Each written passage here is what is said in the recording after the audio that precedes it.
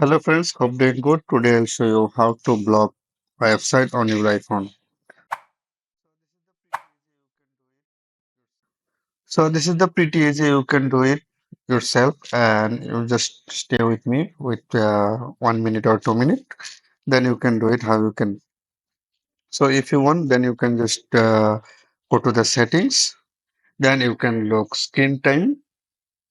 You can scroll down, or you can just type here like SCR screen time. All right. So now you should look the content and privacy restriction. This is the content and privacy restriction.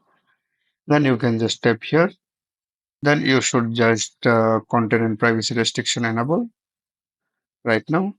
So now you just click content restriction. Then just scroll. Then you can just tap web content.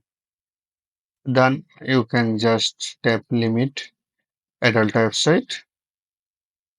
Then you can just tap your website name here. For example, like I type HTTPS. I just don't know. Then done. This and this is the allowed. And if you want to which on block, then you can just type here. For example, I here in showing. Then you can just type HTTPS. Then you can just type as a website. Currently, this website you cannot access.